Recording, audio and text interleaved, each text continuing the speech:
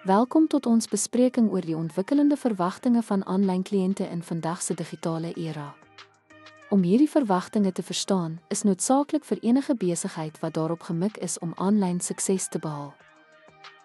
Eerstens verwag aanlyn kliënte 'n gebruikersvriendelike webwerf.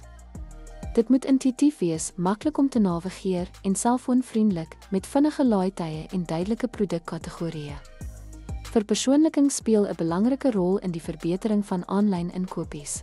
Kliënte waardeer aanbevelings en aanbiedinge wat hul individuele voorkeure en verlede weerspieël gedrag. Kwaliteit kliëntediens is noodsaaklik. Kliënte soek toeganklike ondersteuning deur regstreekse klets, e-pos en sosiale media en hulle waardeer vinnige antwoorde op hul navrae.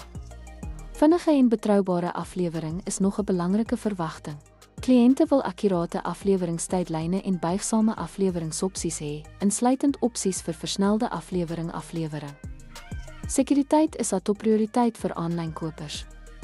Hulle verwag veilige transaksies en beskerming van hul persoonlike en finansiële inligting teen enige potensiaal oortredings. Deursigtigheid en vertroue is fundamenteel.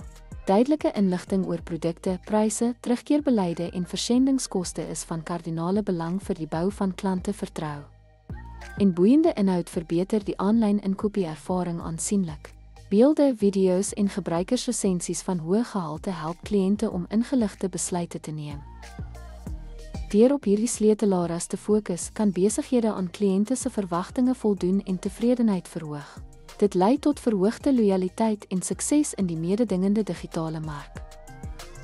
Om die verwagtinge van aanlyn kliënte te verstaan en aan te spreek is nie net omtrent behou hulle maar ook oor bestuur, groei en langtermyn sukses behaal.